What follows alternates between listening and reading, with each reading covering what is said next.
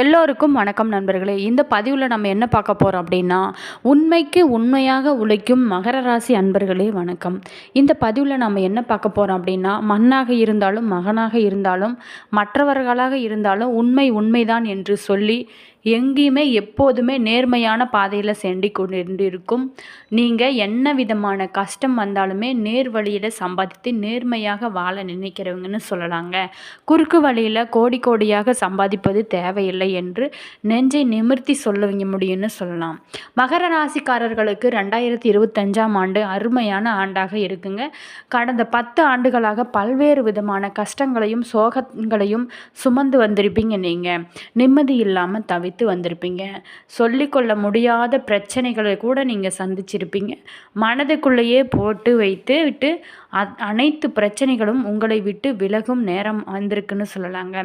உங்களோட ராசியின் யோகாதிபதியான சுக்கிரனுடைய நட்சத்திரத்தில் இந்த வருடம் பிறந்திருக்குன்னு சொல்லலாங்க. உங்களோட ராசிக்கு 2ஆம் வீட்டில் சுக்கிரன் இருக்கும்போது இந்த 2025ஆம் ஆண்டு பிறக்குது. ஆனால் எல்லா வகையிலுமே அமோகமாக இருக்க போகிறீங்கன்னு சொல்லலாம். 10 வருடமாக போட்டு பாடாய்படுத்திய வந்த சனி பகவான் மார்ச் மாதத்தில் உங்களை விட்டு விலகுகிறாரு. அதோட 7.5 சனி முழுமையாக உங்களை விட்டு விலகுதுன்னு சொல்லலாங்க. 7.5 சனி முடிவுக்கு அற்புதமான ஆண்டாக இருக்குன்னு சொல்லலாங்க. இந்த பதிவில் நம்ம மகர ராசி அன்பர்கள் குணாதிசயங்கள், மகர ராசிக்காரர்களுக்கு இனி வரக்கூடிய காலங்கள் எப்படி இருக்குது அப்படிங்கிறத பற்றி பார்க்கலாங்க. வீடியோ உங்களுக்கு பயனுள்ள தகவல்களை தருங்க. அதனால் வீடியோவை ஸ்கிப் பண்ணாமல் கடைசி வரைக்கும் பாருங்கள். வீடியோ பிடிச்சிருந்தால் லைக் பண்ணுங்கள், கமெண்ட் பண்ணுங்கள், ஷேர் பண்ணுங்கள். இந்த மாதிரியான சுவாரஸ்யமான தகவல்களை நீங்கள் தெரிஞ்சுக்கணுன்னா மறக்காமல் நம்ம சேனலை சப்ஸ்கிரைப் பண்ணி வச்சுக்கோங்க. கூடவே பெல் ஐக்கானையும் கிளிக் பண்ணிவிட்டு வாங்க வீடியோக்குள்ளே போகலாம். அதே மாதிரி கணவன் மனைவி ஒன்று சேரக்கூடிய காலகட்டம் அமைஞ்சிருக்குன்னு சொல்லலாங்க.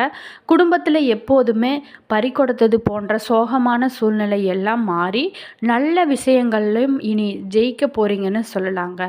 உங்களை பார்த்தும் பார்க்காம போனவங்க உங்களிடம் வந்து வழியாக பேசக்கூடிய நேரம் அமைஞ்சிருக்குங்க. சமுதாயத்தில் உங்களுடைய செல்வாக்கு அதிகரிக்கும், மதிப்பு மரியாதை உண்டாகுங்க.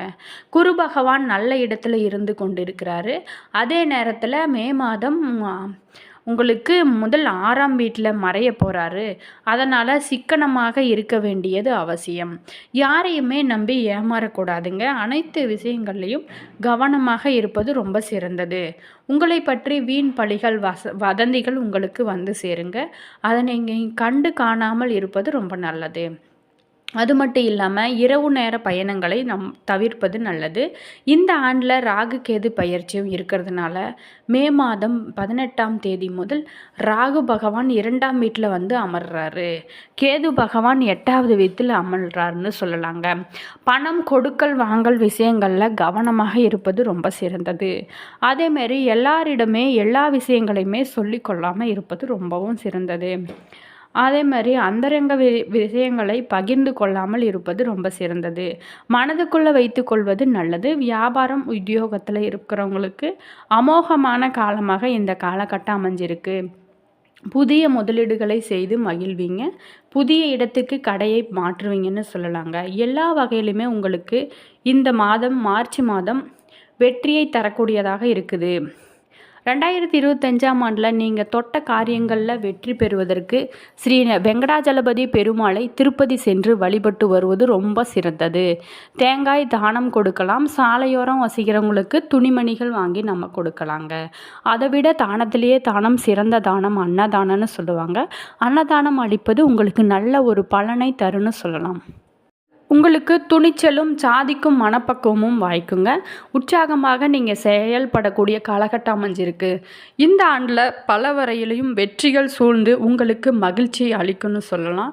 அலைச்சலும் திடீர் பயணங்களும் அத்தியாவசிய செலவுகளும் உங்களுக்கு அதிகரிக்கக்கூடிய காலகட்டமாக இருக்குங்க. அதே மாதிரி இந்த ஆண்டு பிறக்கும்போது 7ல் செவ்வாய் நிற்கிறதுனால மனைவியுடன் விவாதங்கள், சந்தேகம், பிரிவு வர்றதுக்கான வாய்ப்புகள் இருக்குங்க. நீங்கள் கொஞ்சம் பேச்சுவார்த்தையில் கவனமாக இருக்கிறது ரொம்ப நல்லது. அதே மாதிரி முன்கோபத்தை ரொம்ப குறைத்து கொள்வது ரொம்ப சிறந்தது. சனி 2ல் அமர்ந்து 7.5 சனியில் பாத சனியாக இருக்கிறதுனால பல்வலி, காது வலி வந்து நீங்குங்க. கண் பார்வையை பரிசோதித்து கொள்வது ரொம்ப சிறந்தது. அதே மாதிரி பிள்ளைகளை படிப்பின் பொருட்டு கசக்கி பிழிய வேணாங்க. அவர்களை விட்டு பிடிப்பது ரொம்ப நல்லது. உறவினர்களிடம் அதிக உரிமை எடுத்துக்கொள்ள வேண்டாம். சில உண்மைகளை சில இடங்களில் சொல்லி கொண்டிருக்காதீங்க. அந்தரங்க விஷயங்களையும் வெளியில் தேக்கி வைப்பது ரொம்ப நல்லதுன்னு சொல்லலாங்க. பணப்பற்றாக்குறை ஏற்படும். யாருக்காகவும் சாமின்னு கேலண்டர் கையொப்பமிட்டு சிக்கி கொள்ளாதீங்க. புத்தாண்டோட தொடக்கத்தில் 25/4/2025 வரை உங்களோட ராசிக்கு 9ல் கேது நிற்கிறதுனால தந்தைக்கு மருத்துவ செலவுகளும் அவரோட வீண் விவாதங்களும் உங்களுக்கு வந்து சேருங்க. நீங்கள் கொஞ்சம் பேச்சுவார்த்தையில் கவனமாக இருக்கிறது ரொம்ப நல்லது. பிதிர்வழி சொத்துக்களை பெறுவதில் தடைகள் வந்து விலகும். உங்களை அறியாமலேயே தாழ்வு மனப்பான்மை உங்களுக்கு வந்து சேரக்கூடிய காலகட்டமாக அமைஞ்சிருக்குங்க. அதே மாதிரி 3ஆம் வீட்டில் ராகு இருக்கிறதுனால துணிச்சல் உங்களுக்கு பிறகுன்னு சொல்லலாங்க. எதையும் சமாளிக்கும் மனப்பக்குவம் வரும். திட்டவட்டமாக சில முடிவுகள் எடுக்கக்கூடிய காலகட்டமாக இந்த காலகட்டம் இருக்குன்னு சொல்லலாங்க. இளைய சகோதர வகையில் ஒத்துழைப்பு அதிகரிக்குங்க. வழக்கில் வெற்றி பெறுவீங்க. அரசால அனுகூலம் உங்களுக்கு உண்டாகும். அரசியலில் செல்வாக்கும் உயரும், சொத்தும் சேரும். கடந்த கால இனிய அனுபவங்களை நினைவு கூர்ந்து மகிழக்கூடிய காலகட்டம் இந்த காலகட்டம்னு சொல்லலாம். ராசி அன்பர்களே, நீங்கள் பெட்ரோல் பங்கு, இரும்பு தொழில்கள், விமானம் போன்ற மற்றும் ரயில் டிக்கெட்டுகள் புக் செய்வது, பிரான்சைஸ் தொழில்கள் செய்வது லாபம் ஏற்படுத்தி உங்களுக்கு கொடுக்குன்னு சொல்லலாங்க. சிம்ம ராசிக்காரர்கள் தனித்து ரியல் எஸ்டேட் தொழில் செய்வதும் பிரச்சனையை ஏற்படுத்தலாங்க. அதே மாதிரி இந்த ராசிக்காரர்கள் மேஷ ராசிக்காரர் ராமேஸ்வரம், ரிஷபம் திருப்பதி, மிதுனம் பழனி, கடக ராசிக்காரர்கள் ராமேஸ்வரம், சிம்மம் ஸ்ரீ வாஞ்சியம் கன்னி, திருக்கழுக்குன்றம்னு சொல்லலாம்.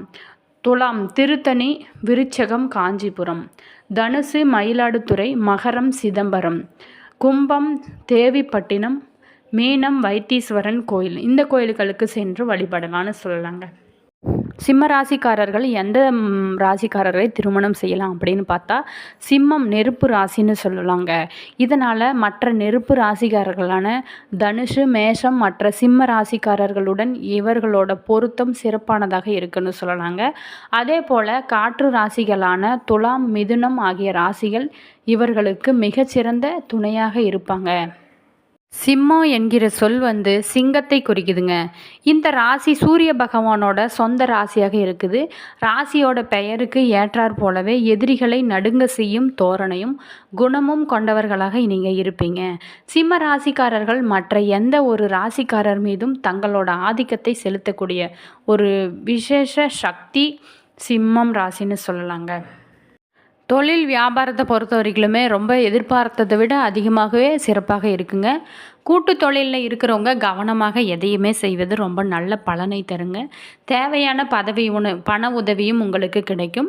அதே மாதிரி உத்தியோகத்தில் இருக்கிறவங்களுக்கு வீண் அலைச்சல் ஏற்படலாம். முடிவில் எதிர்பார்த்தபடி காரியமும் முடியும். சக ஊழியர்கள் ஆதரவும் உங்களுக்கு கிடைக்குங்க. குடும்பத்தை பொறுத்த வரைக்குமே மகிழ்ச்சி ஏற்படும். கணவன் மனைவி இருவரும் மனம் விட்டு பேசுவது நல்லதுங்க. குடும்ப விஷயங்களை அடுத்தவரிடம் கூறி ஆலோசனை கேட்பது தவிர்க்கிறது ரொம்ப நல்லது. குழந்தைகள் முன்னேற்றத்தில் அக்கறை காட்டுவீங்க. உறவினர் நண்பர்களிடம் கவனமாக பேசி பழகுவது ரொம்ப நல்லது. பெண்களுக்கு உடல் சோர்வும் திடீர் கவலைகளும் ஏற்பட்டு நீங்கும். பணவரத்து திருப்தி தரும் வகையில் அமையுங்க. மதிப்பும் மரியாதையும் உங்களுக்கு கூடிய காலகட்டமாக அமைஞ்சிருக்கு. அதே மாதிரி கலைத்துறையினருக்கு வாகனங்களை உபயோகப்படுத்தும் போது கவனம் தேவை. பிரச்சனைகள் மற்றும் விவகாரங்களில் தீர ஆலோசனைகளை செய்து பக்குவமான அணுகுமுறையை கையாள்வது ரொம்ப முக்கியம். பணவரத்து அதிகரிக்குங்க. காரிய தடல்கள் ஏற்படலாம். மனதில் ஏதாவது ஒரு கவலை உங்களுக்கு உண்டாகக்கூடிய காலகட்டமாக இந்த காலகட்டம் அமைஞ்சிருக்கு. அரசியல் துறையை சேர்ந்தவங்களுக்கு காரிய அனுகூலம் உங்களுக்கு ஏற்படுங்க. நண்பர்கள் மூலம் எதிர்பார்த்த உதவியும் உங்களுக்கு கிடைக்கும். புதிய நபர்களோட நட்பு உங்களுக்கு கிடைக்கக்கூடிய நேரம் அமைஞ்சிருக்கு. கவனமாக செயல்படுவது ரொம்ப சிறந்தது. அதே மாதிரி மாணவர்களுக்கு கல்வியில் பொறுத்த வரைக்குமே வெற்றி பெற எல்லா முயற்சிகளையும் மேற்கொள்வீங்க. சக மாணவர்களோட ஆதரவும் உங்களுக்கு கிடைக்குங்க. மற்றார் உறவினர்களிடையே கருத்து வேறுபாடுகள் அதிகரிக்கும். கணவன் மனைவியிடையே ஒற்றுமை குறையுங்க. உடல் ஆரோக்கியத்தில் உண்டாகக்கூடிய பாதிப்புகளால் மருத்துவ செலவுகள் உண்டாகும். உத்தியோகஸ்தரர்களுக்கு பணியில் நிம்மதியற்ற நிலை ஏற்படுங்க. நீங்கள் கொஞ்சம் அருகில் உள்ள கோவில்களுக்கு சென்று வழிபடுவது ரொம்ப சிறந்தது. இந்த வீடியோவில் நம்ம மகர ராசி அன்பர்களை பற்றி பார்த்துங்க. வீடியோ உங்களுக்கு பல பயனுள்ள தகவல்களை தந்திருக்குன்னு நினைக்கிறேன். வீடியோ பிடிச்சிருந்தா லைக் பண்ணுங்கள், கமெண்ட் பண்ணுங்கள், ஷேர் பண்ணுங்கள். இந்த மாதிரியான சுவாரஸ்யமான தகவல்களை நீங்கள் தெரிஞ்சுக்கணுன்னா மறக்காமல் நம்ம சேனலை சப்ஸ்கிரைப் பண்ணி வச்சுக்கோங்க. நீங்கள் மகர ராசி அன்பர்களாக இருந்தால் கீழே நீங்கள் என்ன ராசி அப்படிங்கிறத கீழே கமெண்ட் பாக்ஸில் சொல்லுங்கள். All views thank you.